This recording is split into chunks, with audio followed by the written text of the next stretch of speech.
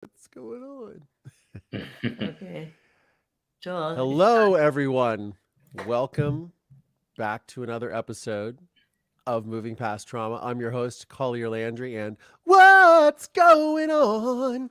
I guess I should have started with just me on the live and then my guests bringing them in. I'm a little backwards today. I apologize. I'm very excited because my dear friends Joel and Karm from Surviving the Survivor, who have had their YouTube channel just blow up, their podcast just blow up. I was on their show last year when no one listened to it, and they didn't start listening to it because of me. That's for sure. But they have been just doing some really great stuff in true crime. And we have a mutual friend, Stephen Cohen, that introduced us. And I'm really excited to have them here on the show with us. So I'm going to bring them back now on here. Hey guys, how are you? hi. We faked everyone out. We're back. We're back. You know, the thing is that I meant to bring you on. I meant to take you off and then bring you. I'm still learning StreamYard, and I know you guys are like veteran pros at StreamYard because you've been using it for a hot minute. But this is like if we get one StreamYard to go off flawlessly, we are grateful to the tech gods. It rarely happens. So And And and is and it's definitely not in plural because I am just a passenger. He does all the in and out stuff. yeah, Karm's version of StreamYard when she was growing up in Yugoslavia was a horse carrying a buggy. So things have changed since then. She actually literally grew up with horse and buggy, no cars, if you can believe Oh, that's funny, just a bit. that. No, it's true. In that part of Eastern Europe, there were no cars. All transportation and everything happened with horse Horse and buggies. buggy. Correct. So I had a friend, totally off topic from the Daybell case and from true crime, but I had a friend that was from Romania, and a long time ago I had a diesel Mercedes, and he was telling me that the reason why they're so coveted is he goes, we put anything in that fuel tank. They would put radiator fluid in it. They would put transmission fluid because these things would run on anything. He's like, it doesn't. He's like, you don't understand. When you grow up over there, you will do anything. You will do anything it takes to get that car started. It was really funny, and Yeah. so it's not quite a horse and buggy, but it's similar. It's definitely not a Are Tesla. you, That's are for you sure. old enough, Collier, to remember? I think you are. The Yugo. There used to be a car called the Yugo. It was like the first no frills car in America. It was like $6,000. It No, had no, no. It was the first car you should junk before you drive it. Yeah, it was made in Yugoslavia. It had no power steering, no power windows. This is like had to be mid '80s, maybe. I don't I know. don't know, Or but it yeah, had a mid short '80s. It lifespan. was literally called the Yugo after Yugoslavia, and that's my mother's homeland. Uh, S- So, Engineering is not their strong point. And it so, doesn't exist anymore, the homeland. It so doesn't that's exist. true. It That's fell true, right? apart. It So I'm planning to fall apart too. Not right Not for a now, long time. not Not for for a a long long time. And I want to recognize, you guys went through a recent loss, and we're so grateful to have you back. But I'm really sorry for the passing of your husband and your father. Thank Thank you. you very Thank much. It means you. a lot. Very important. He was married to this woman for Almost, 63, oh, no, no, no. Every time you talk about, 62, you add a little. In 61. July would be 62, and we knew each other 2 years before, so we were together 64, and I'm 83 and a half. Let's get They that were out of married the way. 117 years, but I do know he was my father for 53 and a half years. So it's a tough loss. It's a tough loss. Yeah, I'm sorry, man. But it's we don't even know what we are telling you it's a big loss, but you had bigger loss. It's still a loss nonetheless. Yeah. Yeah. Yeah. And I had texted you when I saw and just said, hey man, if you need anything, reach out. We Um, appreciate. I do want to get back to your Yugo comment. So I do know what the Yugo was. I never saw one in person because I grew up in Ohio, so it wasn't exactly the hotbed of the Yugo of the Yugo culture. But I do remember my mother getting me the Hot Wheels Yugo, and I remember I remember looking at it and going, "Mommy, what is this?" Yeah. It It, was used, so ugly. it looked a little like a Volkswagen Rabbit, a little bit. A It little bit. did. It did. Yes, but not. I think the rabbit was cooler. Yeah, much Yeah, a cooler. poor man's Volkswagen Rabbit. Volkswagen. Yeah. Yeah, for sure. But Well, thank you guys for being here, and thank you so much. So you guys have just sort of exploded in the last several months on your channel and your podcast. Yeah, so it's an interesting story, interesting evolution. I pitched the idea of a podcast. So my background, for those who don't know, which is everyone, is broadcast news. I was a news correspondent and a producer. And my mother is a licensed therapist, and she's also a Holocaust survivor, hence the name Surviving the Survivor. Yep. And it started off as kind of like a tongue-in-cheek, kind of just a funny interview style show, a la Joe Rogan minus the 100 million views an episode. And we were interviewing, we had Carol Baskin from Tiger King on. We had Avi Loeb, who's a very well-known astrophysicist at Harvard, who claims to have seen an alien ship out in the universe, and has a book out called Extraterrestrial, I believe. Anyway, so we started off that way, and then the great Steve Cohen, who you mentioned, who's a mutual friend and a legendary booking producer in New York, he and I joined forces, and he was very intrigued with a true crime story out of Florida about Dan Markel. And Dan Markel went to Harvard undergrad and Harvard Law School, and he was a professor of law at FSU, Florida State, and he was gunned down in his driveway in 2014. And I've always been a very big true crime fan, as has Karm. Why do you think you're interested in true crime, Karm? Well, true crime is really also psychology.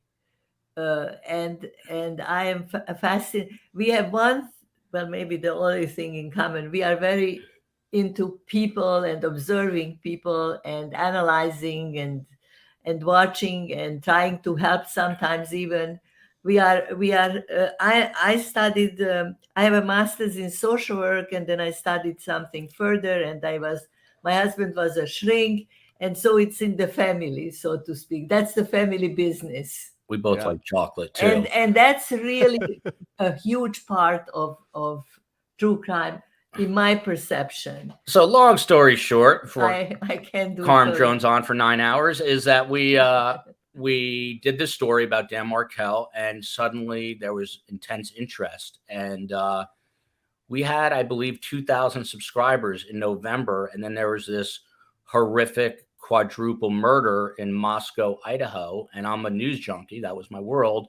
So I immediately was magnetized by it and started following it. We started doing shows. We started doing shows basically every night of the week, except on Saturday. And our following really just exploded. And what's up, Betty Dan Boop? Getting some Dan Boop. Betty Dan Boop. But so we really have exploded. We just crossed 50,000 subscribers this week, and it's awesome to be back with you after. But I know the secret sauce. What is the secret sauce, Karm? In my opinion, the secret sauce is the best guests. What is the slogan? We have the best guests in true crime. The best guests in true crime, and it's people just love these professional opinions, and we have assorted. We also have no offense to you, Collier, but we have the best community next to or side by side with Collier. But we have great STS Nation. They're really into true crime. They come prepared with great questions for our guests. And, they reached out when my father and her husband passed away. And it's been, thank you, Tana. Thank you so much. It's been amazing. And it's continuing to grow. And we love the synergy we have with people like you. And I know you and Tara are, up to some really big and good things. I don't know what you're able to share, what you're not, but it looks like you're, hi, Tara. Looks like you're moving upwards very quickly in all the right ways. Yeah, we just launched our Survivor Squad podcast today, as a matter of fact. Oh, wow. We have 2 episodes out, a third one coming out. Yes. It's a great honor to be as survivors on a launching. Well, that's a separate. Right now, you're moving past trauma. It's today. It is today.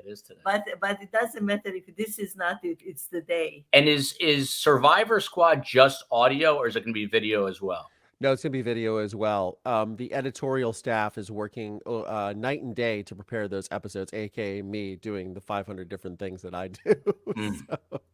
Yeah, it's a lot. It's a lot of work. I mean, it's a lot of work. And I was just bitching to my lovely mom right before we came on air because I have a podcast right after this. She is semi-retired, is only doing it on Sunday nights now because she doesn't like to work too hard. Karm on the case.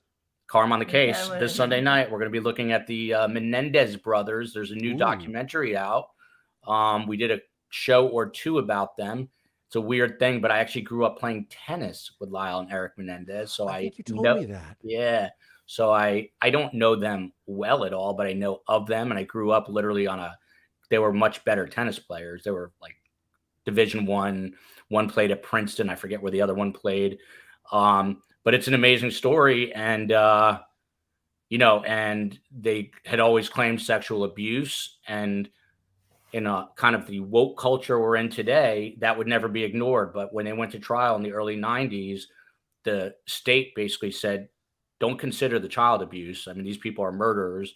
And now that a member of Menudo has come forward to say that he was sexually abused by Lyle and Eric Menendez's father, they now have Mark Garagos, the famed criminal defense attorney, on their case, trying to either get a new trial or vacate their conviction. So something might happen with that. Long story short, we're doing a show on it Sunday night, but it's a wild story. I mean, when I think those guys have been in prison for my entire adult life, we're basically the same age. Yeah. I'm 53. Since I was in college, they've been in prison. It's crazy. Did you follow them at all?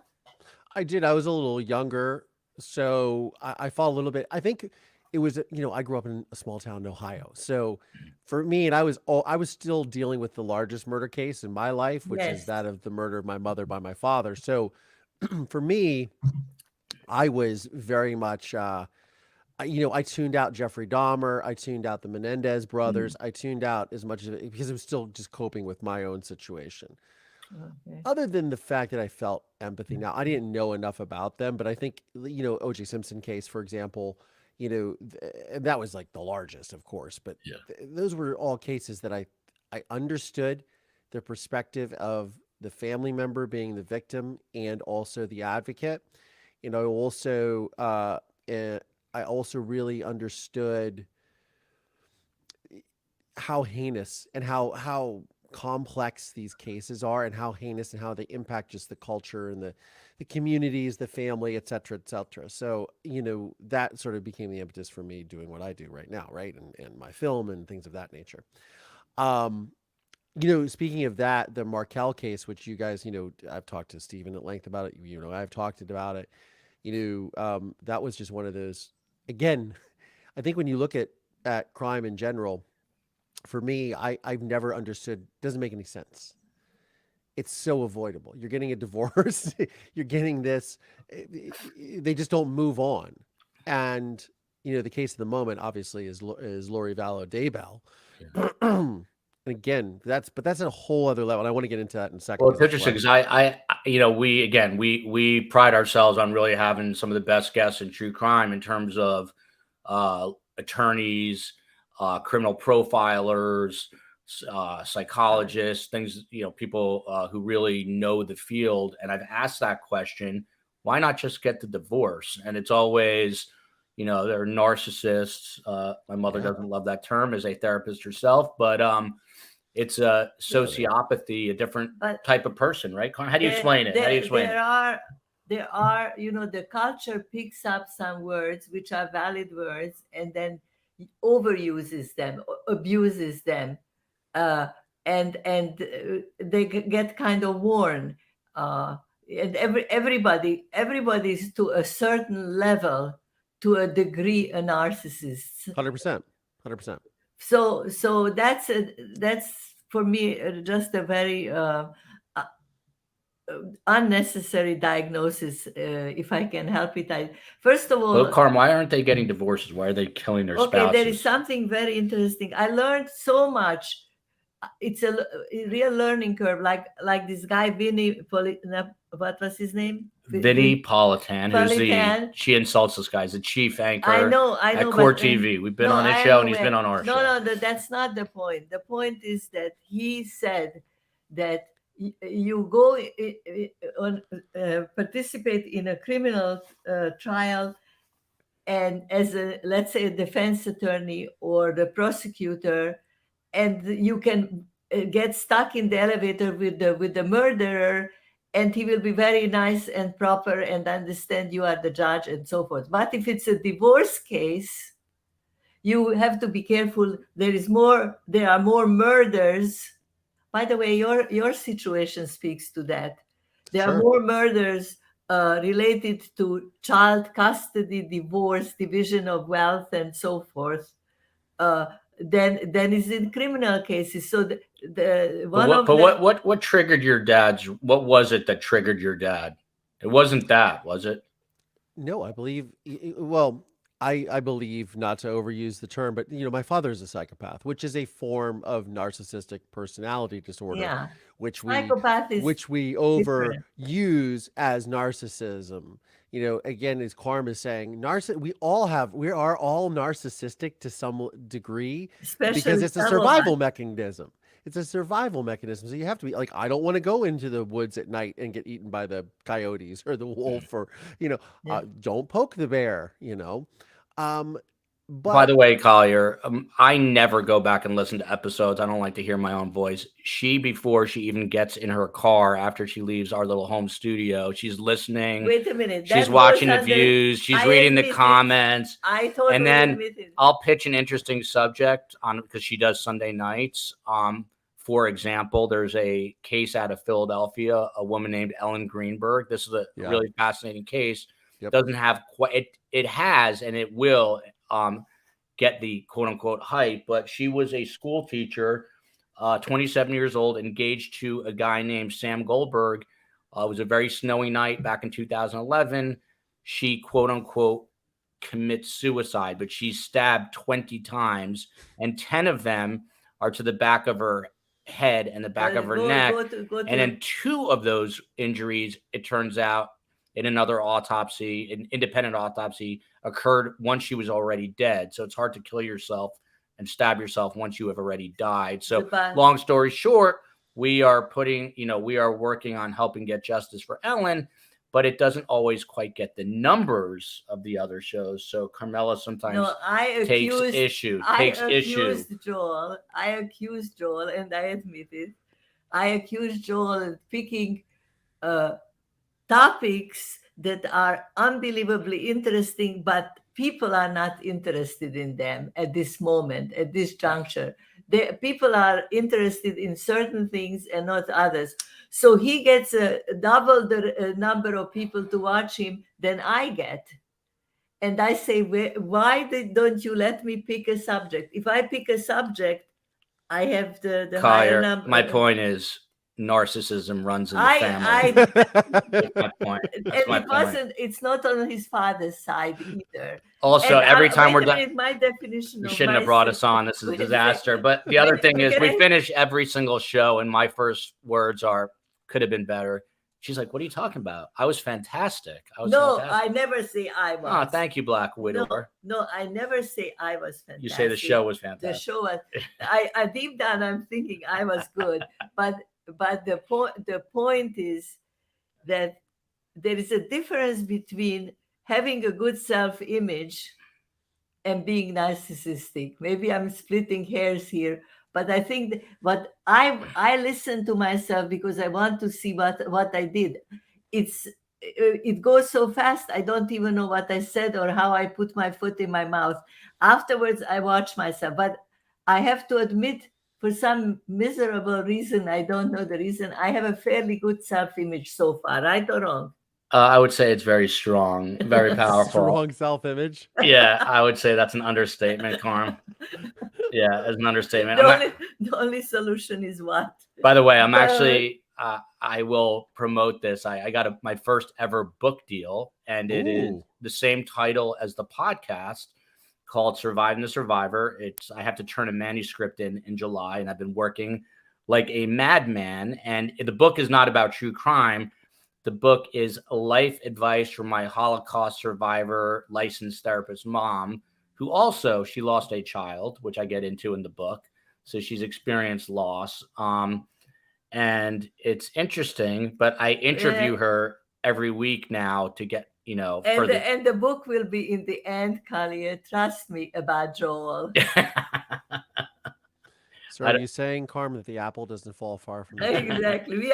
We are two monsters. You are interviewing two monsters. Oh, but so Carmela, you were saying, so she doesn't take crap from people. And I was recalling a moment in the book where we lived in Israel, but this is not when we lived in Israel, when I was a very young child, but we were there on a vacation. And in Orthodox Judaism, a Jewish man is not supposed to come into contact with a woman. That's why they kind of keep their distance. It's also why women wear wigs, because hair is a sexual attraction. So Orthodox women wear wigs. So long story short, we were on a bus in either Tel Aviv or Jerusalem. I can't remember where.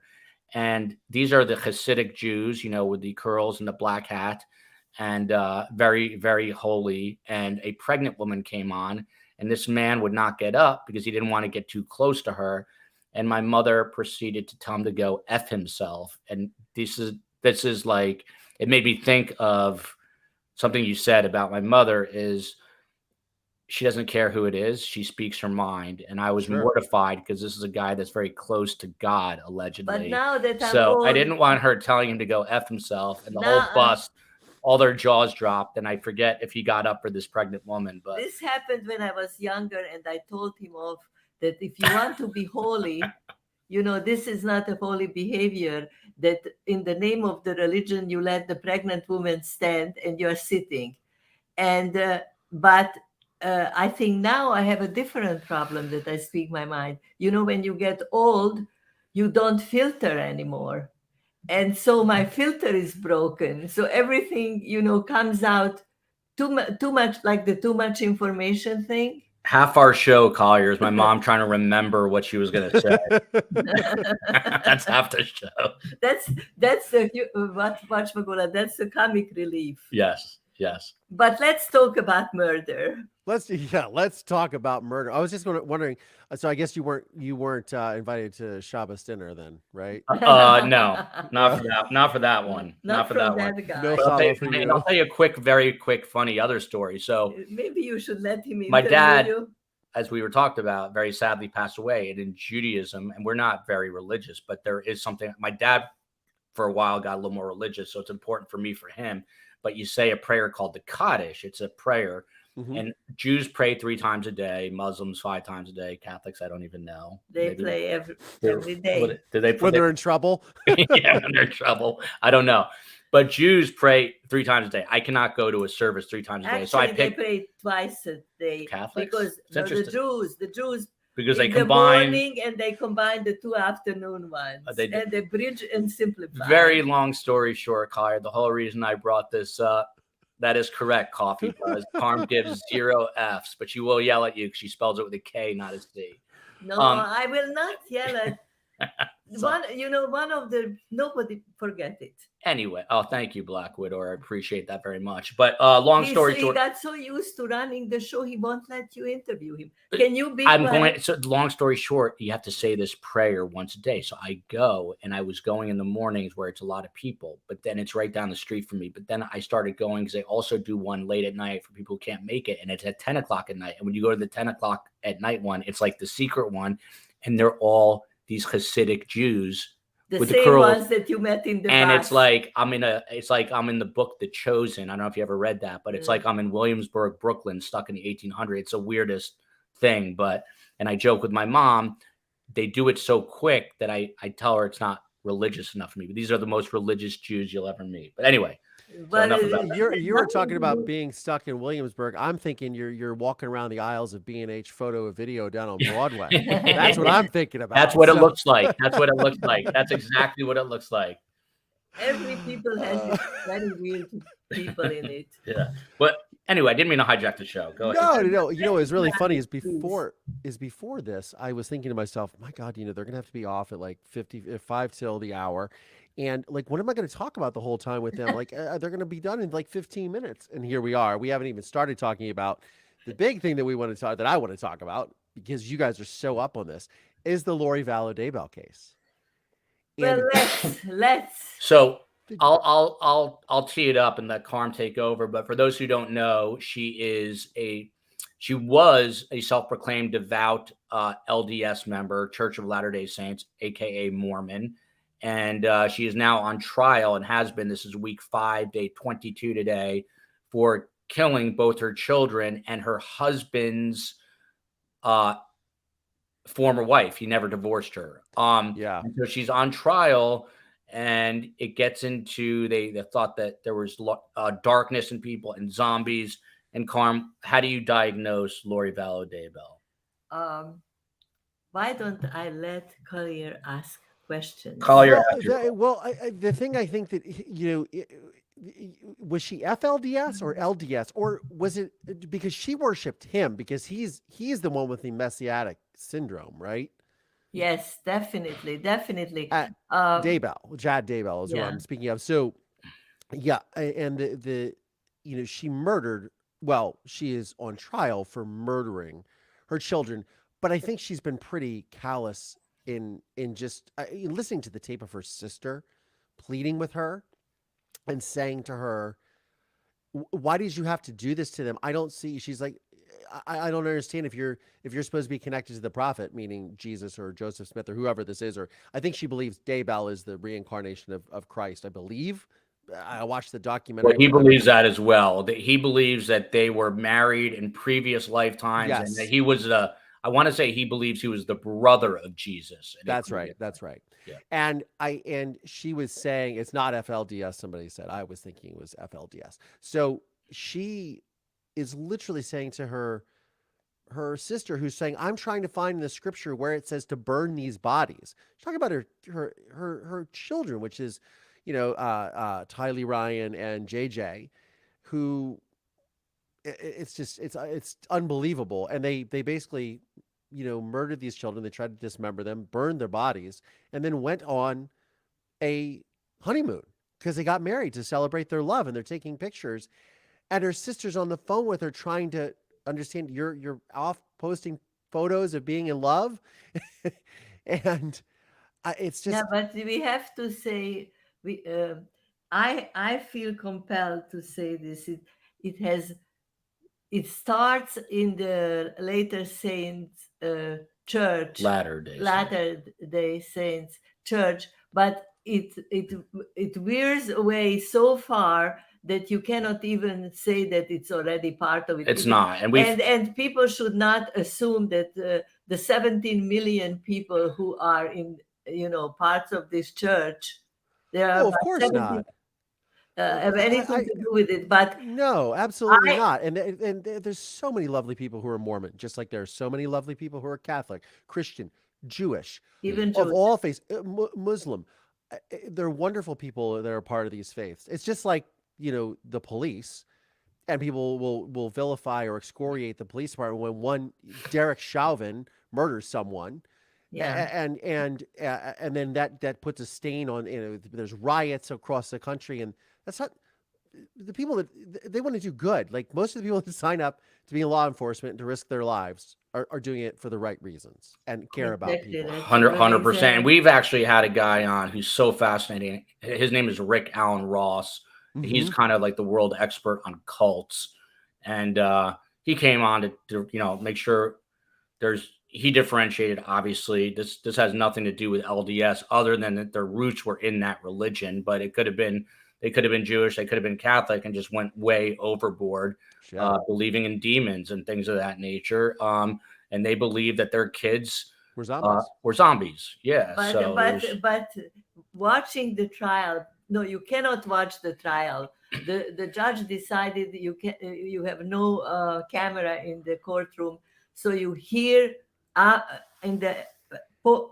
the date of in the trial, you hear what they said, and slowly it becomes clearer and clearer that even though Chad Daybell was preaching that he is in communication with Jesus, and that he has lifted the veil, to use their terms, and he's talking in this sense.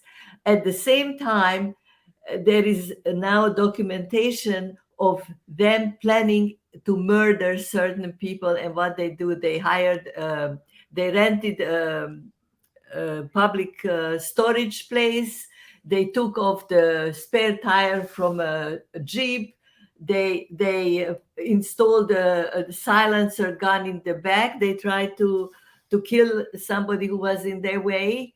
In other words, it's becoming They had a long clearer and history. clearer that they were dishonest even in their By the way, I never knew outlandish it's illegal. beliefs. It's illegal federally to own a silencer. I never knew that, but How did you not know that? I don't commit a lot of murders, but exactly. I'm not. Jewish guys from New Jersey aren't the biggest gun guys. I guess. Yeah. I grew up in Did Ohio. Did you grow up hunting? Did you hunt? No, I was not a hunter, but I was, I was taught from a very early age. Well, my father had a firearm and my mother had a shotgun in the house. Why she never used it on my father is beyond me. But my father had what he called a sidearm in the military, and he showed me how to load it. We never went shooting, but then when I was adopted at age 13, my adopted family, they own guns and rifles, and they took me to go shoot on my uncle's property, and I'll never forget it, and they'll never forget this either. My brother still who's my adopted brother, because they had a natural son. He's 3 years younger than me. He just turned 42 a couple of days ago. I had the gun. I think it was like a 357 or something. And I had it in my hand, and I turned. And I was like, "Is this what?" And I've got it pointing. They're like, "Put the gun down." So I learned about gun safety very early on. I never did that again. But yeah, no, I definitely knew that you could not get a silencer, and it was illegal. It's like a mandatory, like 10-year prison sentence if you get caught with that. And how these people even get them is beyond me. But obviously, you can get anything. They're bad people. Yeah. Can I ask you a question? It has nothing to do with Lori, but it has to do with this and your story. But how old were you when you knew that your dad was a psychopath? I mean, did you know this before the crime? I knew that my father was an asshole. Can I say that on YouTube? That's I a knew that good he was a diagnosis. really It's your show. How old were you when you knew that? I mean, he was just always abusive to my mother and I. So I knew that he was, he was a jerk. And I don't think that I really understood. I didn't really understand his psychopathy until I was sitting across from him in prison. And mind you, I had visited him hundreds of times before that.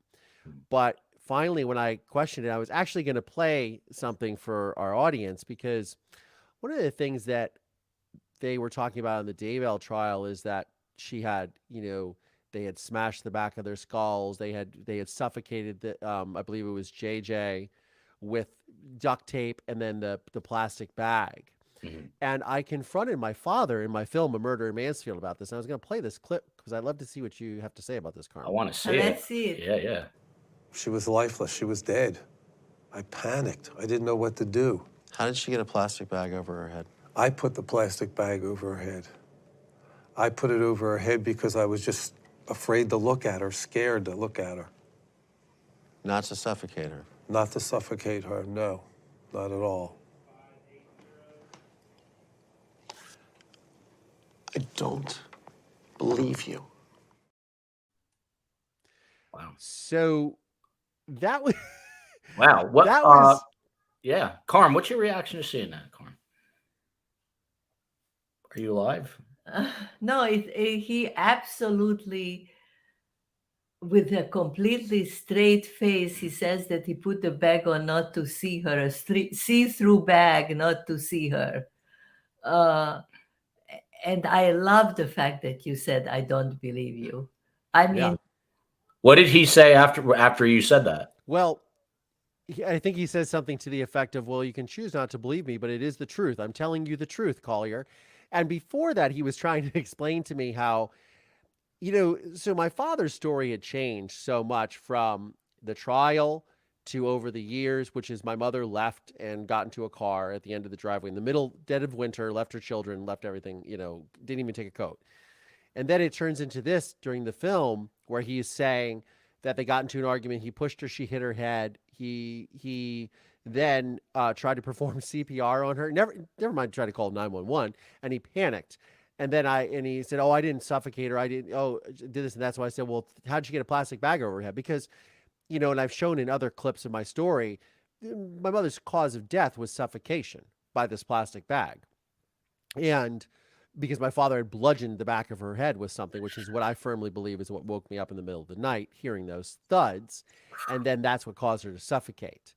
And when they found her body, she had a plastic bag over her head." Wow. When was the last time you visited him? I have not seen him since he walked out of the room in the film, and that was the end of 2016. But his 80th birthday was on Monday.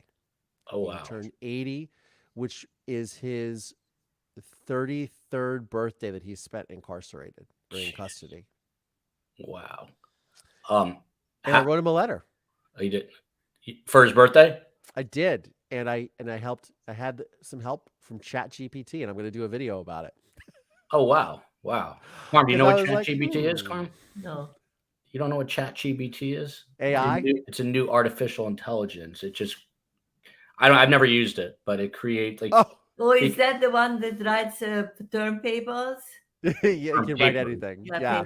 What you called it, turntables? No, term papers. Term My paper. lunch Term paper. Yeah. Old age comes with dry mouth too. I'm just fascinated by this. I'm fascinated. Zag. I know we were talking about Lori, but I'm fascinated. I mean, just to think, has your father ever told you what it's like being in prison? Have you discussed it? Yeah, I mean, I think, over the years for myself discussing, I love how we've just completely turned the tables, by the way. Yes, sorry. It's all good. Terrible. It's a terrible habit. Yeah, no, but he's worked in media his whole life.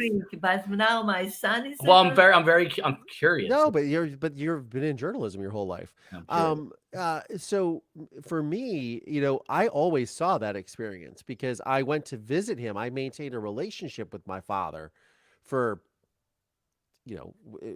26 years at that time.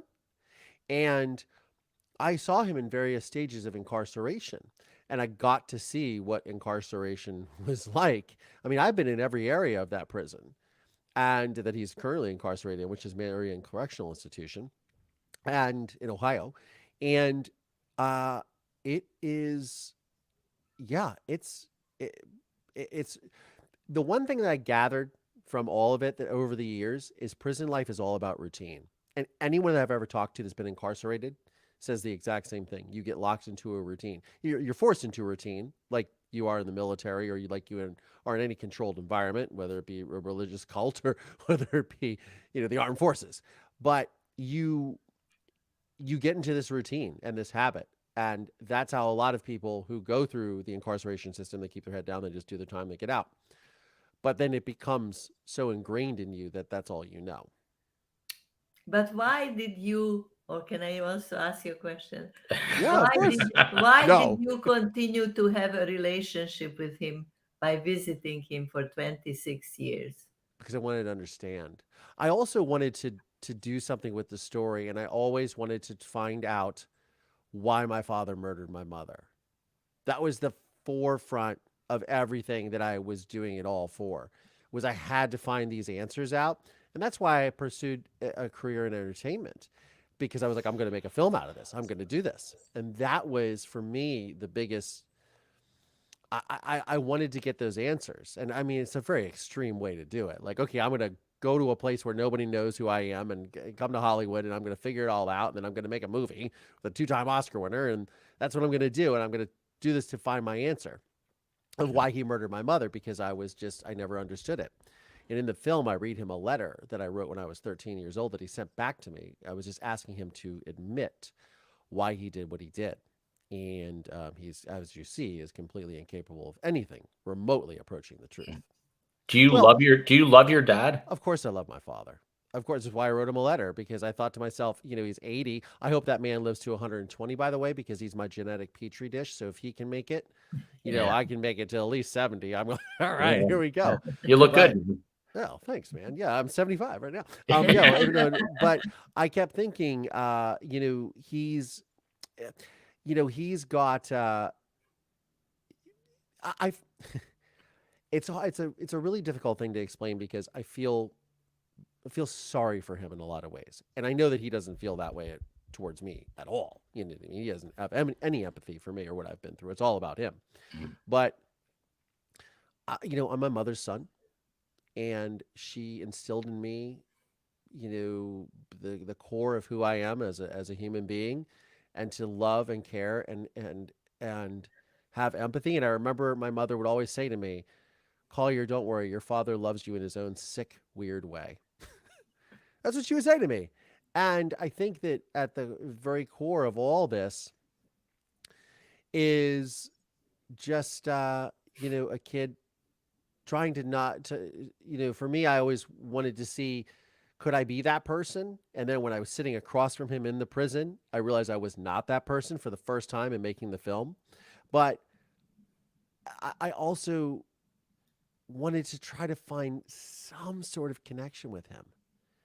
Like, can there be anything that I can connect with this man on that's not just on the surface talking about basketball or sports or, politics, religion, whatever, something that could be a fundamental core, and it's just not possible. I knew that I'll never be able to relate to him. He's a bright man, no question. So intelligent. Right? But is he in touch with himself? Like even the minimal awareness of what makes him tick. I don't think so, and I think that I don't think so, and I think that the thing is, I don't think he can go there, because if we take back, I know you don't like to talk about narcissism, but if you take back the fundamental core of what what it's rooted in, right?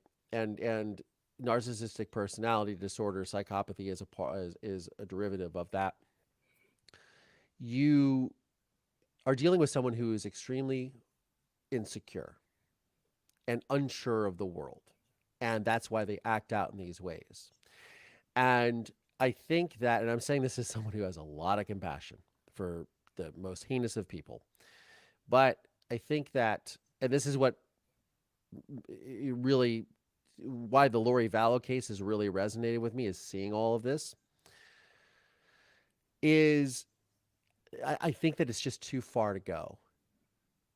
You know what I mean? Like that, like the John Updike novel, Too Far to Go, but not this. We're not talking about the Maples. It's too far to go to those depths to recognize and to have that connection with themselves. That's my opinion, as someone who's just lived through it and seen how my mother was, seen how my father was, how he treated us, how he was with other people, and how everything in his, it was really odd because I would visit him in prison and inmates would come up to me. And, like, I go to the vending machine to buy him like a Reese cup because he loves Reese cups, as do I. But he says, they come up to me at the vending machine. They'd be like, I just want to tell you how instrumental Doc has been in my rehabilitation here. And he's taught me how to read, or he's taught me about Jesus, or he's taught me about, my dad would host like Toastmasters and, all these things. And I remember thinking, like, I'm talking to these inmates and I'm saying, and I would say, that's so great. And I'm thinking to myself inside, that's so great. I'm so glad my father has been a positive influence on you. And then I want to say continue, but of course it does no purpose but destroy the facade that they've put in their mind and probably the good progress they've made inside. But I wanted to say, like, and you realize that the only reason he's doing this is for his own narcissistic, for his own benefit, for his own selfish benefit, to show good for the parole board, to curry favor with the guards, to curry favor with the prison administration, all of these things. So they're living in this sort of, oh, he was so beneficial to me. But at the same time, I'm going, that's great that he's done that for them and he's helping people, but he's doing it for all the wrong reasons. Just like when he was a doctor, right? It's that's why people who often have these personality disorders, to put it mildly, are are in positions of either power, where they're idolized, looked up to, where they're able to play the role of the hearer or the nurturer, because it feeds into their ego. And it's actually, it's a double, it's a symbiotic relationship, because they're giving the care or the attention that this person needs, and they're actually helping this person, but it has nothing to do with the person. It has to do with them. Yeah. And that's the thing that took me so long to realize my entire life, because I would say, why is my father such a great doctor? Why do I see my father being so kind to other people? Why is he not this way with his family? God, I really went into it. No, I was going to ask you, This was very. do high-profile cases like Lori Vallow, do they, trigger is not the right word, but they must capture your attention, right? I mean, 100%. And I, for a very long time, steered away from talking about other true crime. But then I see the success of all the, and I'm like, you know what? And people are asking me, saying, we want to hear about your opinion about true crime. And so I'm like, I'll just talk about it. But for me, I see, because I watch a lot of documentaries. This is why I got interested in the Murdaugh thing. And my adopted mother, Susan, was very into the Murdaugh trial, would be texting me and like, you see this? And I was like, no. And I got into it like much later in the game. Like, you guys were all on it, and I didn't get into it until March. But I remember just watching the documentaries. I watched the Sins of Our Mother documentary about Lori Vallow, obviously. And I look at these people and I see like how my father has utilized religion when he's in prison, so it exonerates him, and it's a tool of manipulation. And that's not to say that religion is that, people believe in, Buddha, Jesus, Muhammad, the Torah, whatever have you, like, that is all good. I am not putting down religions at all, but some people weaponize it and then use it for their own selfish purposes, whether it's to exonerate themselves for their, quote, sins, or to be allowed to perpetrate and inflict damage on other people around them and this destruction. And I see that in Lori Vallow, because I see it with my father. Because my father became very religious. He wrote a whole dissertation to get his master's in theology while he was in prison. And I have yet to read it. A family member of mine read it, and it's like 1,000 pages. They said, yeah, it's all about him being wrongfully incarcerated, but it's got these subtle threads throughout it. You really should read it. So I'm going to have to take that up one night. I wanted to ask this question. You led me into the question. Who visits him other than you visited him? I don't know. I know that many people did.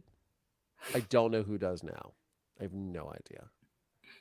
One of the things we learned, for example, that women go for men who are incarcerated. Oh, look at Alex Murdaugh. He's got like hundreds of letters. I did a video about it. I just thought it was outrageous. And I remember my father had a woman come in, she was like a grandmother. I mean, she was at least 30 years older than him. And I remember seeing them kiss, and I was like, who is this woman? It was very, very disturbing to me. I'm just like, oh my goodness. Wow. So does he say either in the letters or in person that he loves you? Does he ever verbalize that? Oh, he does. Yeah, he does. Sure. Absolutely. Yeah. Love and miss you bundles. I mean, because I read the letters on the podcast or on my show, on my channel a lot. And he said, somebody says, I'll be at your place waiting for you guys. I don't know if that's a good thing or a bad thing. But I think that it says women with I don't know what this is. Is this something? Hybristophilia, love men in jail. Hybristophilia, never heard of that. Never heard the term. either. I have to Google it. Karm yells at people to Google if you don't know, so I'll have to Google that. But I think that I don't know, and I think when I see, I think these leaders, these individuals that people begin to idolize, they have this, very messianic or messiah complex about them, and it just starts to spiral out of control. And I think that that's the case with Lori Vallow, for example. And I think it is interesting that Karm was mentioning earlier about the cameras in the courtrooms and the trial is not televised and this, that, and the other. And I wondered, a lot of it, from everything that I've seen, she's very narcissistic and shallow, obviously, into her appearance. And I remember talking about how she had red lipstick, and somebody was saying, "Oh, they do that with the Jolly Rancher." And I'm like, "No, they don't. They do that with red Kool-Aid because I've seen it in prison. I've been there. My father explained that to me." I'm like, how do these guys have lipstick on? Because there's obviously prostitutes in the prison, and I saw them. And he's like, "Yeah, it's Kool-Aid and red dye, and you put it on your lips, and it stays permanent that way, or semi-permanent." So that's how she was putting on lipstick. So I think that one of the reasons why they decided to take those cameras out of the courtroom or not allow them at all is because that was just feeding into her. Wow. Yeah. Karm, what do you think? Well, I think definitely. I mean, judging by myself, But, no, I think definitely. She needed an audience to perform. Yes. Okay, so now she was sort of deprived of the audience. They all are performing. What's his name performed too? Murdoch performed, but Lori Vallow, it's weird because we've also talked about one of the shows Karm pitched to do, which we did, was her inner circle of friends. Why didn't they speak up more? But she had like these cycle of friendships. None of them really seemed to last very long. For sure. Well, she threatened to kill one of them. She said Yeah, she's going to chop them up and burn them, is what this woman just testified. Yeah, that just came out. She was on the stand yesterday. Yeah, a woman named Audrey. Yes. So it's a very bizarre, very dark case. I mean, Alec Murdoch was very dark, but this is, I think, levels wilder than that. And what is interesting, and I brought this up during one of the podcasts, is that we wait a second, I have a senior moment. Hang in there. Oh boy. I was thinking of something funny though, not crime related, and that is my mom has a lot of sayings, a lot of karmisms, and one of them is whenever, since Star Wars in 1978, she always say, "May the Force be with you" when you go somewhere. But today is today's the 4th. Oh, may the Fourth be with you. I thought of that. I saw that somewhere. It has nothing to do with anything, but so cheeky. Thank you for no, but I usually remember when I'm many times when I'm cut off from a thought, it comes back. Now nothing is coming back at this very moment. But it was very interesting. I know that I remember. It was an interesting little tidbit. So Collier, you're doing very cool stuff, man. I mean, that doc is amazing that you produced with Koppel, and now, you know what? Tonight I have a new, both Tara Newell and myself have a new docu-series special on Vice News. Oh, really? And it is about the ethics of true crime. So Survivor Squad is featured in it, and it's very exciting.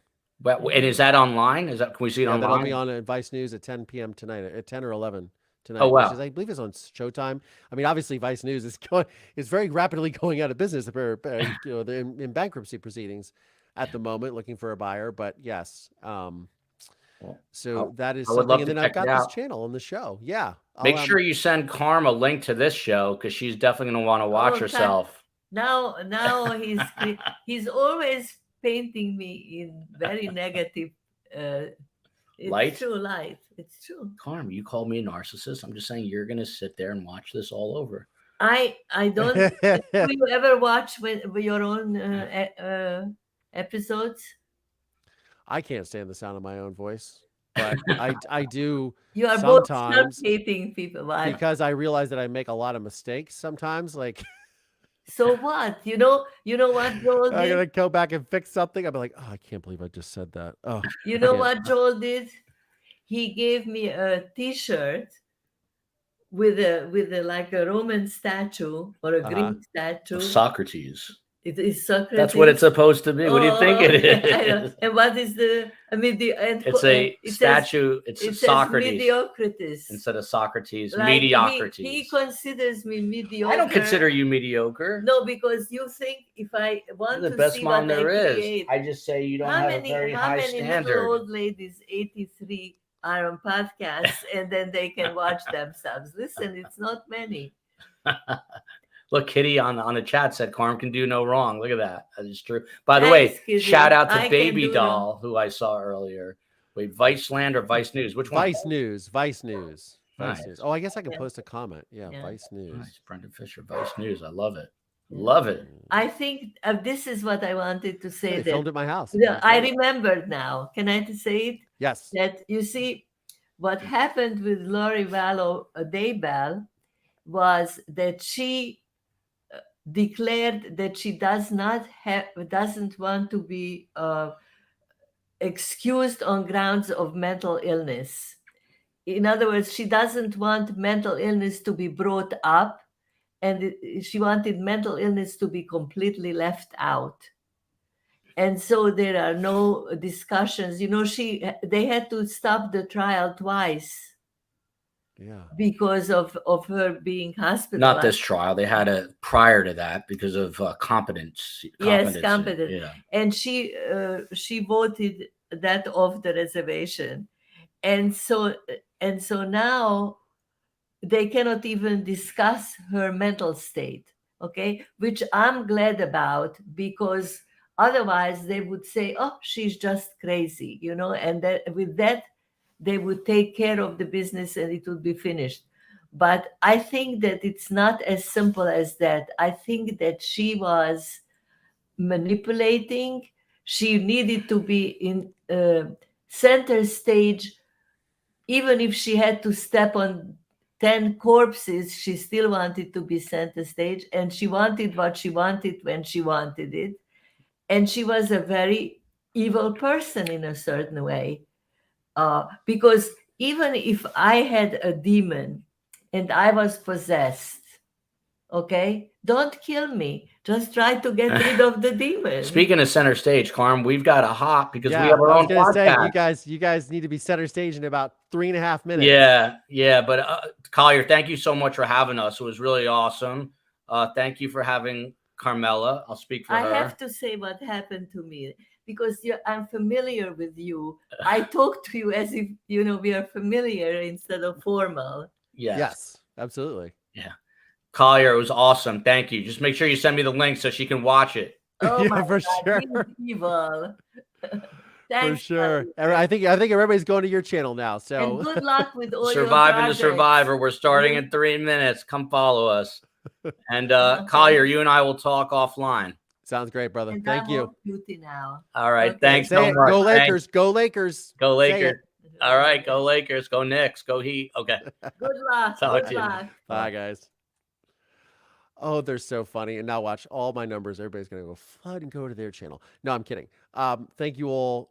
And thank you to Joel and Karm for coming on. And, we text a lot back and forth when we see things happening. And I've seen their channel literally just blow up out of nowhere. It's so great. So I'm so glad they took time out today to join me. And thank you, all of you, for being here and listening to this. I want to know, I can answer some questions here. Now, I'm going to bring Tara Newell's going to come on in probably about 15 minutes. We're going to talk about Survivor Squad. I'm trying to see if I can find this Vice trailer to show you guys because I need to present it. But what do you guys think about the Lori Vallow case? Let me know in the comments here. And I'll take some questions because I know a lot of you have questions for me. So please ask away. It was very interesting because I'm trying to interview them, and then Karm they just start asking me questions. But I love it. But it's great. And like I said, I've been on their show. I was on their show when no one knew about this show. So I'm very, very, very, very excited that they decided to join today. So, but please, I'm opening up for questions from you guys. Thank you so much, Tana. I appreciate it. Appreciate all you guys. You are welcome, Elena. Beautiful.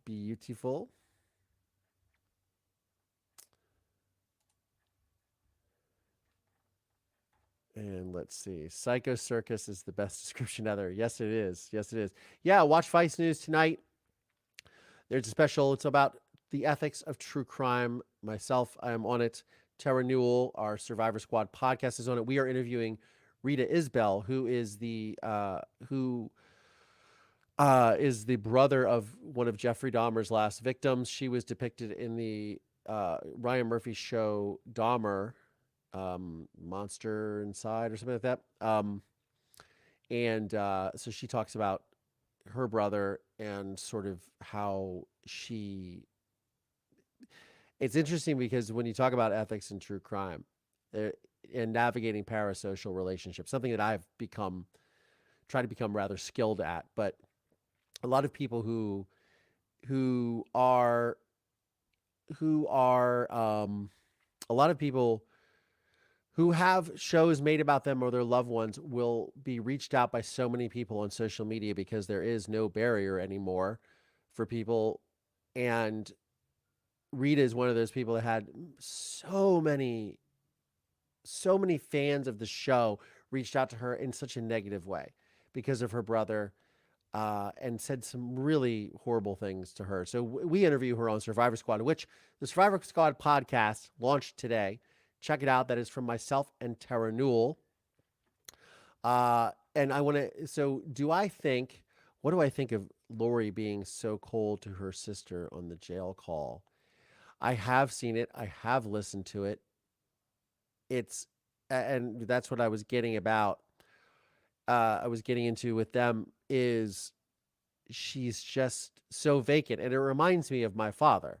And I think that is the psychopathy behind it, because her sister is pleading with her, like, why? I believe she says to her, anyone would have taken these children, and anyone would have, and instead she chose to end their lives for their zombies or whatever. I think at the core of all of this, from my experience in dealing with my father, is it's all rooted in this psychopathy, this narcissism, narcissistic personality disorder that is all about them. She is trying to, quote, save herself. She believes that she's with the new Messiah, Chad Daybell, and that they're going to start this new world together. And she doesn't care. And because it's all about them. In my father's case, as I was showing, can't even admit that he strangled my mother, suffocated her with a plastic bag over her head, said, oh, I put it there because I didn't want to look at her face. Well, you put it that way. You put it there because you didn't want to look at her while you were doing what you were doing. For those of you that missed that, this is from my film, A Murder in Mansfield. And I was questioning my father about why, because we were talking about Lori Vallow's children, JJ, who had been suffocated, the bag over their head and duct taped. And this is me asking my father why he put a plastic bag over my mother's head. She was lifeless. She was dead. I panicked. I didn't know what to do. How did she get a plastic bag over her head? I put the plastic bag over her head. I put it over her head because I was just afraid to look at her, scared to look at her. Not to suffocate her. Not to suffocate her, no, not at all. I don't believe you. So that is what it looks like to confront a psychopath in prison. And if you guys have not seen my film Murder Mansfield, you can purchase it on the channel here. You can find it on my Patreon page if you guys support via Patreon. And but I'm thinking about hosting some live viewings of it, whether here on YouTube with you guys, but taking some audience questions. I do monthly meet and greets, by the way, through my Patreon for those of you that don't know. And try Collier. Lena is thank you, Collier. Lena is fine. There's kids. Yeah, the kids become an inconvenience. I actually asked my father if he wanted to have a child because I had learned from various people that I was an inconvenience to him and that he didn't want to have a child with my mother after all. And my mother, of course, wanted to have a child. Thank God, right? Because here I am. So yeah, I believe that kids, Mary Alice, were the inconvenience for them, and her wanting to start her new lifestyle. Massive, grandiose thinking. Yeah, it is a Messiah complex Black widower. That is what I see with her. And again, telling the stories earlier, for those of you, Tammy, you're getting a couch delivered. Yeah, watch it later on. That is one of the things is, I realize that even in talking to the inmates at the prison with my father, it is about a Messiah complex with these people. And yeah, it's all about the glory for them and what they're wanting to do. And look at how good I am. And it's something that really takes a lot to wrap your head around. I know there were some other questions. I was in the audience when Collier came to Mansfield. Oh, thank you so much. Yes. Murder in Mansfield. In Mansfield, in the Renaissance Theater where I grew up. My mother actually used to work there as a volunteer and would fill the sodas at the soda fountain for all my friends who wanted to drink what they called suicides, which are different sodas. So Coke, Pepsi, well, there's never Coke and Pepsi, but Sprite, orange. It was just gross. And my mother was like, "You're never having this," because it was sugar, and my mom cared about my teeth, which is why my teeth are so good now. Uh, my mother would be very proud of that I've maintained my good smile. Admire you've taken the worst of situations and turned out to be such an empathetic person. Thank you so much, lifelong learner. I don't have my glasses on, so sometimes it is a little blurry. Do I think Lori truly knew what was done to her children? Yes, I do. And I think that jailhouse call that they played, or that call with her sister that they played the other day, is proof of that. They don't care. And that's, I think, the hardest thing to wrap your head around when you're dealing with a psychopath is that they don't think about the world the same way that we do. They don't look at the impacts and the consequences of what they do, even though they are killing, in my father's case, his own wife and damaging his family. In the case of Lori Vallow, killing her own children and killing and assisting in killing her future husband's wife. I mean, it doesn't matter to them because it's all about them and what they want to do. And I think that anyone that has any sort of sense of decorum and is empathetic with other people, it is hard to fathom. And you should feel good about that, by the way. You should feel good that you don't understand this. I will never understand my father. And I feel good about that because at the end of the day, I don't want to be a person that can't empathize or be kind to another human being or not understand the impact that my poor decision making has on the world around me and the ones that are closest to me. I can definitely relate to Lori's son, Colby, who I'm trying to get in touch with. So if anybody has any leads, I would like to talk to him because I know that the whole family has also abandoned this guy. I watched the documentary. It was terrible. It's heartbreaking. It's heartbreaking to lose your family over these things, especially when you have nothing to do with any of this. And yeah, my heart breaks for him. I posted about it earlier. Colder sister in jail, LVD. Colby was so betrayed. Yeah, the family, everything. I'm so sorry, Batman. You still carry anger in my mom's murder to find you to be the person to aspire. Oh, thank you so much. I appreciate you saying this. I hope that what I do is helping everyone. I really do. By the way, if you are enjoying this channel, please. I'm trying to get to 50,000 subs, just like Carmen and Joel, and Surviving the Survivor. Please share this content with your friends. Share this with your family. Share this with your people. It really helps because even if you can't join the Patreon, you can't contribute to the channel.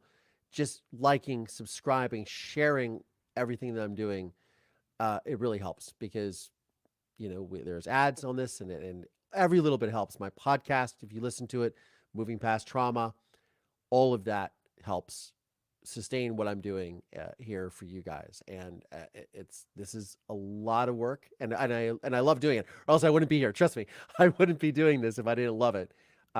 To just an exponential degree.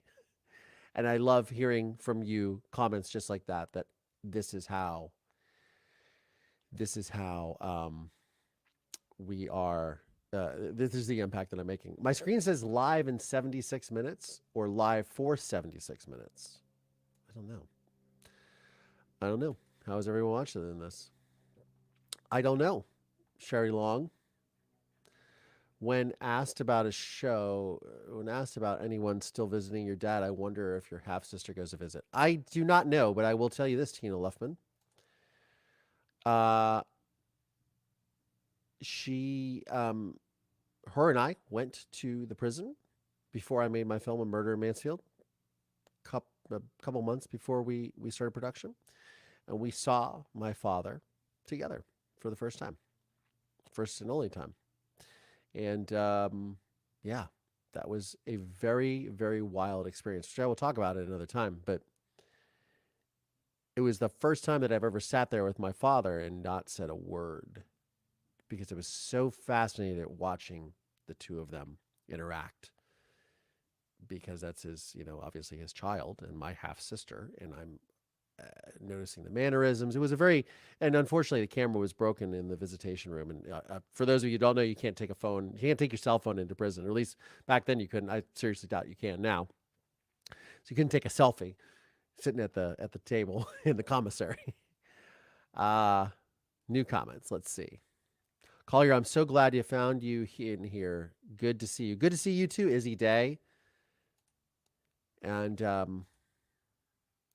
it's good and bad to know. Yes, absolutely, Batman. It is good and bad to know that. And my heart breaks for you.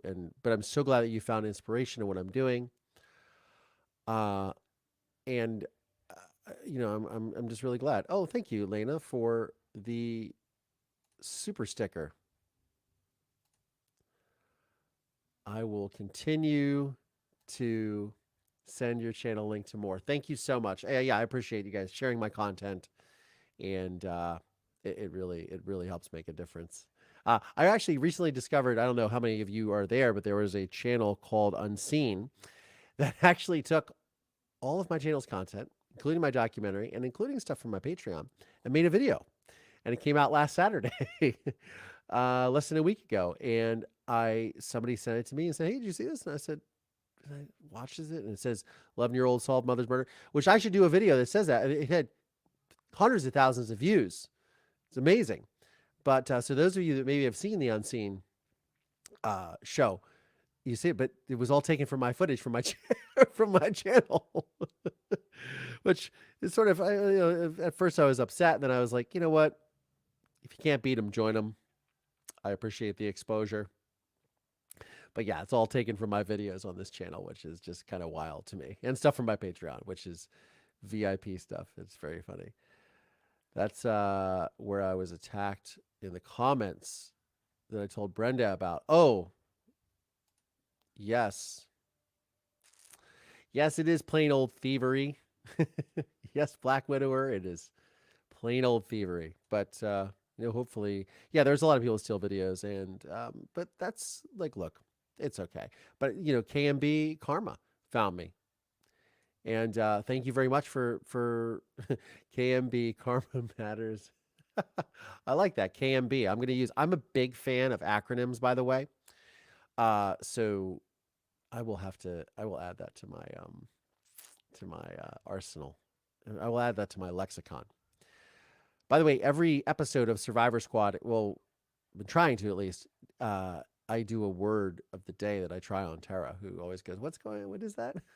So I try to use that to throw in just for fun to help expand our audience, because I'm a bit of a nerd, bit of a wonk. And I posted a stupid, after you talked about on IG, and he did a good job on the video. Yeah, he did. They did a great job on the video. They just did a great job with all my content, which I thought was just really funny. Ask about how everyone feels about the perp when they are sorry. How does everyone feel about the perpetrator when they say they're sorry? I know there are a lot of people who are in the Christian faith that are on this channel, so I know that a big part of that is asking for forgiveness, but how do you guys feel about that? I'm very much up in the air. I grew up Catholic. I'm not particularly religious anymore, but I respect all religions. But I think, yes, no, Black Widow, they're definitely coming from the Thieves videos. It's my initials and my beliefs. That's funny. Oh, that's funny, KMB. But yeah, what do you guys think about when a perpetrator apologizes?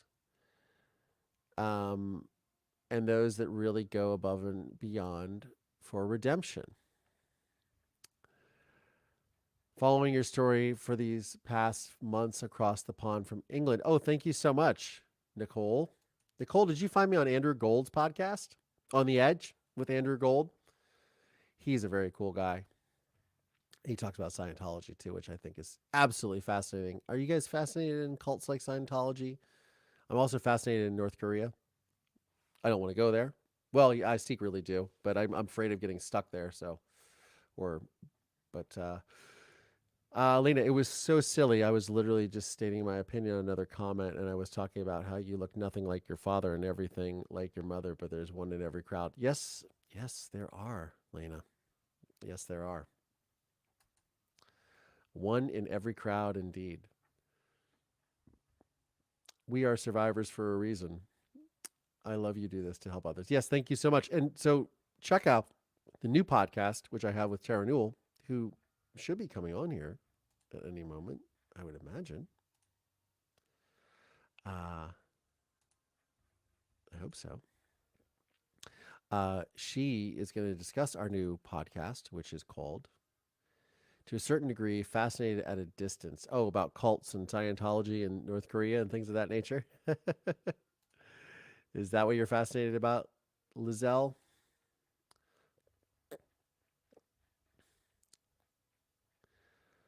A certain degree, fascinated at a distance. Following from Norway. I did not see your question.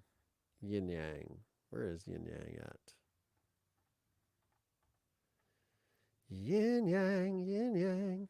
What's going on? Yin Yang. I don't see it. Where is Yin Yang? Yin Yang, Yin Yang. How long ago was this question? I'm going way back here in the comments. Sometimes. I do live meet and greets, like I said, on my Patreon once a month. And I will start doing them for channel members as well on the YouTube. Oh, there's Tara. Yin Yang. How do you see Lori's relationship with Colby? Let's put this up, actually. How do you see Lori's relationship with Colby will be after she goes to prison? And I am very sorry for what I had to go through. Well, I think that from my personal experience, it's going to be very complicated. I watched that documentary, Sins of Our Mother, and my heart was just breaking for him because you could see how much he missed his siblings, but how torn he was. That's really difficult to see how torn someone is. Like that guy's in a lot of pain, and it is not easy. I think with my personal situation, because I led the police to discover my mother's body, to arrest my father, he would have gotten away with it and most likely killed me in the process for sure. I think that it was different because I was on a mission, but I think when you're blindsided like that, especially as an adult or a young adult, or as Tara Newell found out the other day, YA means young adult. I think that it becomes a little harder to come to grips with. So I really empathize with Colby. I don't know how the relationship will be. I know that he can't live with hate in his heart. That's the worst thing. You can't let these things break you. And I think that Batman, you're discovering that is for you have to find a way. And if you guys take anything from me, anything at all from me, it's that you cannot let these things define who you are. You have the opportunity to do that. And it is way easier said than done. I am not up here on a soapbox. I am just telling you from my own personal experience. That's what I believe. That's what I've worked through. That's what I've done with my life. That's why I'm here talking about this now. The purpose truly sorry and ask for forgiveness and redemption. They still have to do their time and actively work on their rehabilitation. I agree 100%, Tammy M. My opinion is clear. It's to clear their conscience. It's up to every individual to accept it or not. It's having healthy boundaries. You can forgive but not forget. Yeah, it's very true. Does my dad still write to me from prison? Yes, he does. I just got a letter the other day. I haven't opened it. Showcase and Comedy isn't airing your special tonight. Oh, it's not. That's a bummer. In Iran, mothers of the victims can spare killers from the gallows up to the minute they are going to be hanged. Oh, that's got to be intense. What? Ooh. Wow. That's wild. That's wild. Okay, I'm going to bring up Tara Newell. We're going to talk about our new podcast, The Survivor Squad. Hi, Hi, Tara. how's it going? Good. I know you were listening and you were reacting because I was watching you smile. Oh and my laugh. gosh. Well, to the YA. And then first I know. when you said that, I was like, what does it mean? Oh, then you said it and then I remembered it all. Yes. So, Tara, what happened today? We have Survivor Squad that released, and I'm Yes. also distracted by Karm. I want to have her on the podcast. Yes, I've already talked to them about that. I thought we talked to the was Karm. Did we just interviewed with Joel when you were on, right? Yes, I just met Joel and that was it. But I wanted to meet Karm because she was just coming out with words of wisdom. And I love her little Karms because her and I just like think of sayings sometimes, make up our own things that happen. Mm-hmm. So I like her. Everyone is saying hi, Tara. Hi. Black Widower. Oh, nope. I just showed this. Suzanne Beverly Hills. Suzanne Beverly Hills has been a subscriber to my channel for a very long time. I believe, if it's the same Suzanne Beverly Hills. I love it. Thank you. Yes, lifelong learner. Absolutely. You can't let things just destroy you. Going down a spiral of self-destruction is not a good thing. Yeah. Because then they just win. They just win. So, Tara, we have one more episode that's coming out very shortly today with who? Margaret Cho, the comedian. Yes. Yes. And we had, what do you want to talk briefly about the two other episodes we had? Yeah, so I just listened to Jennifer Faison. I thought that episode was great. I actually did a coaching call just now, which was I was running a little bit late. So I did a coaching call and I told the lady, I was like, you need to listen to this episode because it will help you not feel alone if you're a survivor. That's wonderful. And so for those of you that don't know, Jennifer Faison she's a producer in the entertainment industry, but she did a podcast called Betrayal, which was a very successful podcast, and her story is very harrowing for any woman that has been through any sort of betrayal, right, Tara, in their lives. Yeah, no. And I felt like it was really great how she bonded with the women because that's something that I did with the Dirty John women. And then something we're doing now with other survivors is just bonding all together. Yes, absolutely. We have some new comments happening here. Lifelonger, yes, and good for her for setting an example. Absolutely. Yes, I am the same, Suzanne Beverly Hills. Hand hearts for lifelong learner. So Tara, why don't we talk about it in the podcast, but just for anyone that is here that hasn't been that hasn't listened to the podcast yet, let's talk a little bit about what it is and what we're doing and what the conversations are that we're having. Hi, Dixon. So the conversation is with other survivors and survivors from anywhere from the spectrum, from rape, assault, trafficking. We have to watch these words. Oh, I do. These are Okay. the naughty words. I'm sorry. I'm not used to this. any sort of violence that is in all forms, and that's who we talk to. And we allow these survivors a platform for Other survivors just so they can share their narrative, have conversations with us, and really spread awareness for what it's like to be a survivor.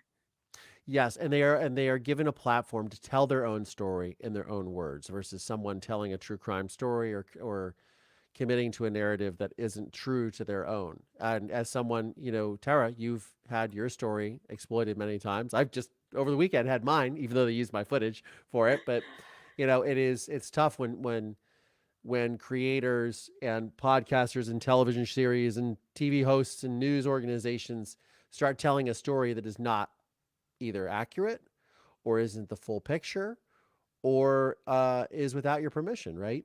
Yeah, no, and it's crazy when people are messaging you and being like, "Oh, I just watched this." And you're like, "Wait, what? What did you just watch about me? I didn't have anything to do that with that podcast or that production or anything." And I'm like, "Okay, great. They just used that." And then I watched it And then there's like 25% of the things are false in there.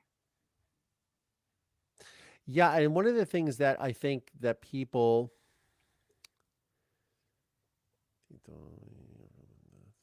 Oh, gracias, Douglas.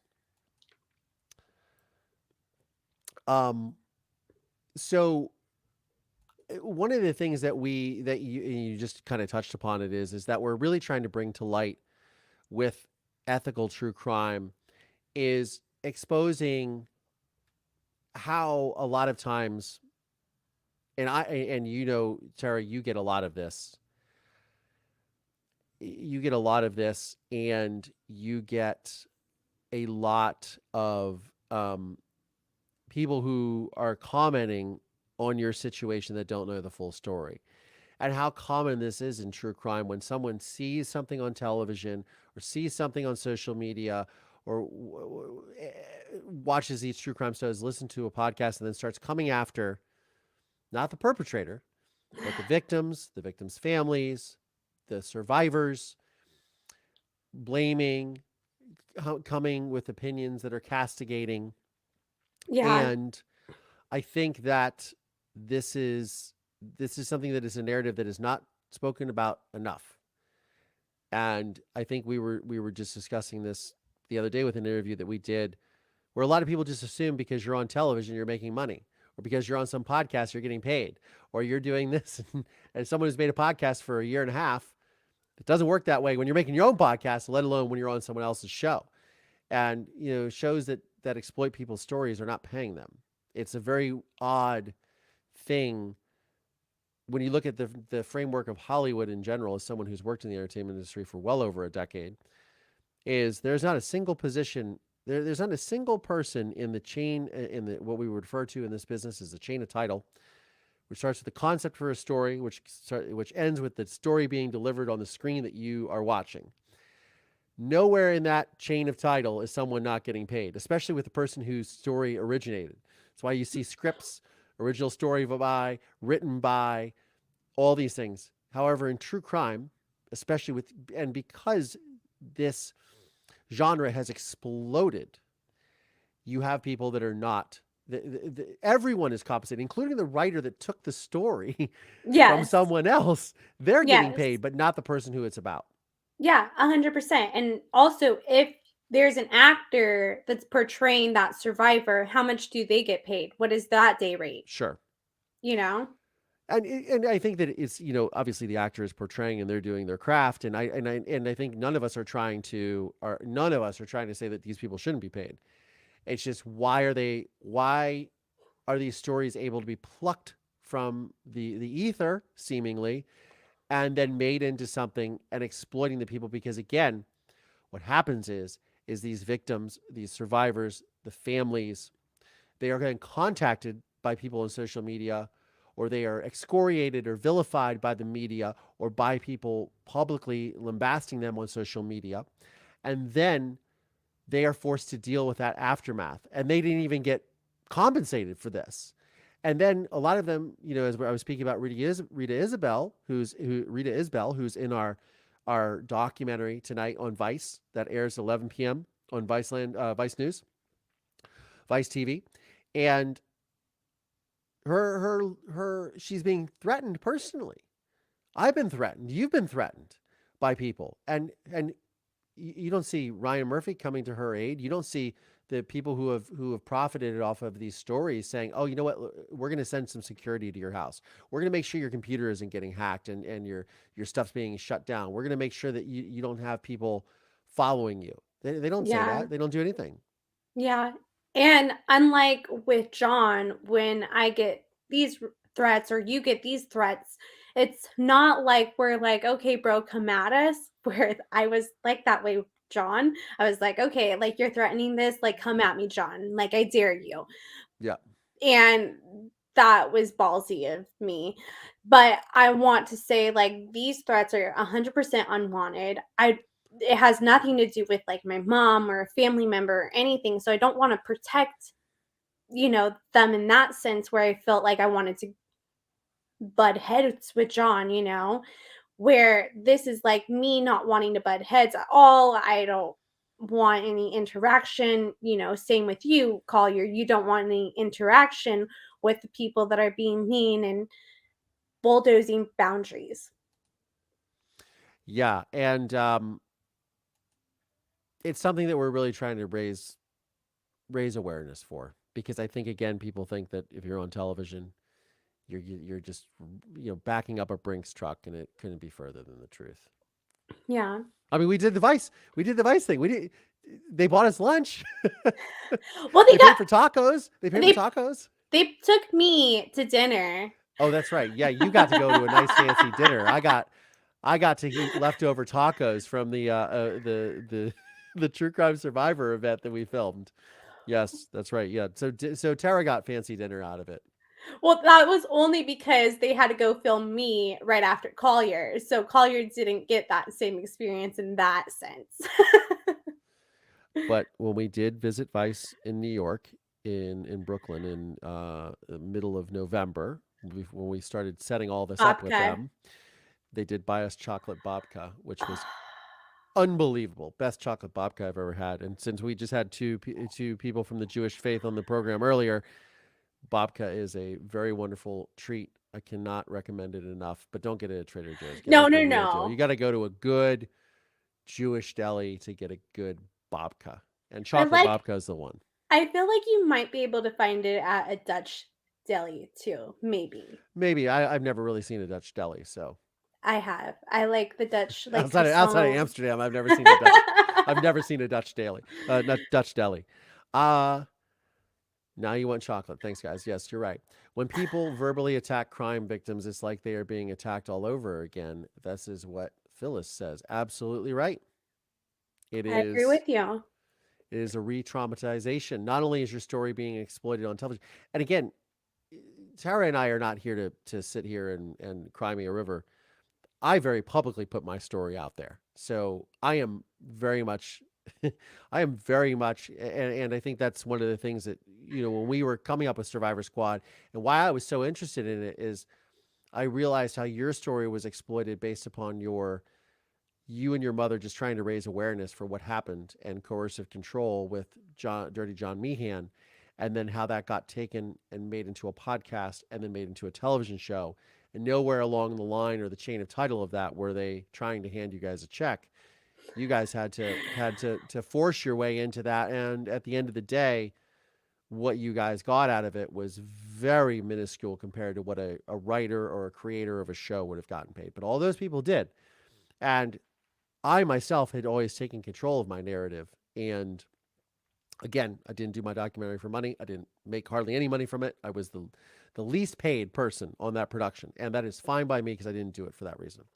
But I very publicly was able to take control of my narrative. And I think that's one of the things that drew us together, is being able to take control of that narrative, which unfortunately in the true crime genre, so many people do not have the opportunity to do because someone else takes that from them. 100%. I was just telling someone from People about that today.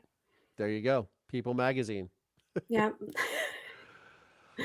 So fingers crossed for that one. But it's a really crazy world to navigate, the true crime world. And thank goodness you and I did have a little bit of production background. You way more so. But just having that made me not say no, made me say no to the first deal. Yeah. Always say no to the first deal. Always say no to the first deal. I'm so sorry to hear this, Phyllis. Snaps for Tara, says Brenda. Tara is a badass. Snaps for Tara. Every time I hear snaps, I think of Snaps in the Petrol from Menace to Society. Oh, I think of Legally Blonde when they're like snaps for LA. Oh, got it. There's a Chihuahua in that movie, so I know that. Yeah. Okay. So, Tara, where can they find our Survivor Squad podcast? They can find Survivor Squad podcast on Apple Podcasts. We will be in YouTube whenever Collier puts that out.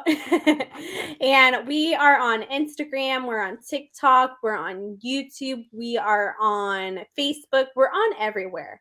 So if you guys want to follow us, follow on there. But on the Instagram is where you'll get most of the updates, unless you join Patreon, and then you'll get all the updates first and exclusive behind the scenes. And then also my old podcast, it's not available on podcast anywhere anymore. It's only available on our Patreon. Yes, and that would be Time Out with Tara. Yes. The Survivor Squad Pod on Instagram, the Survivor Squad Pod on TikTok as well. And I think on Twitter, we are squad_survivor. Yes. And if you're not on Apple right now and you're having trouble finding the podcast, just go to our website. Yes. So I put the website in the comments here. You got €1 for my national broadcaster. You did way better with a taco. Oh, well, I'm sorry to hear that, Black Widower. Hi, Danielle Tamaro. You just listened to John Finch. She just listened to the John Fink. Why do I want to do Finch? You like keep the bird. calling him Finch. Like a bird. Yes. Because we work with animals. So Elena Beautiful, she said, just call me Elena. She has a question for you. I have a question for Tara, if she's comfortable with it. If it's not, it's totally fine. Okay. Was wondering, when you unfortunately done what you had to do, did any of his family try to cause you any trouble? So, to be honest, not at all. His sisters actually came and gave me flowers, and then one of the sister's daughters, so it would be his niece, came and gave me flowers, and then my mom and one of his sisters actually went and cleared out the house, cleared out everything of John's together. My mom and his sister was really close. I actually recently talked to the other sister. There was kind of something that happened that made us not all talk together, and so I reconnected with one of the sisters recently, and she is doing well. She supports me. However, unfortunately, the rest of the family doesn't support me because they had a different experience with John. And I just found out recently that they did a funeral for him. The one sister I talked to did not go to support me. And to me, that's enough just to have her support. And I'm so thankful for it. So she did not go to the funeral in support of you? No. I mean, yes, she didn't go, but no, she didn't go to the funeral. Yeah, she supported you and that's great. So there Yeah. you have it, straight from the horse's mouth. You don't have to get it off another podcast that might speculate or conjecture. Now you know. Yeah. And that's what Survivor Squad is all about. So Tara, I'm going to let you go. Thank you so much for joining the program. Check out Survivor Squad, everybody. Thank you, Tara. And thank all of you. It is about an hour and a half in. I want to say thank you to all my channel supporters here on YouTube.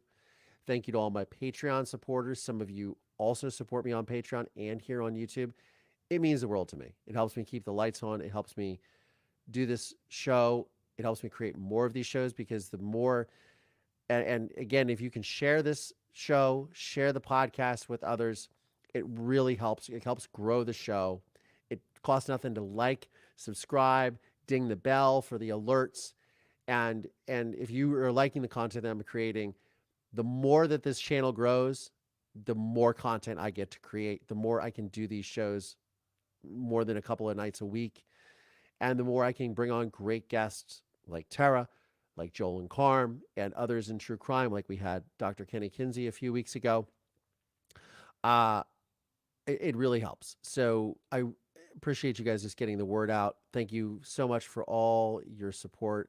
It means the world to me. And there's merch as well. And there will be more merch coming out in the next couple of days over the weekend. I'm going to do a shirt with my face from the trial on it and a couple other fun things. So check those out as well. And if you support the Patreon, you get 10% off merch as well, and free shipping over $50. So on that note, I'm Collier Landry, and this is Moving Past Trauma. Thanks, y'all.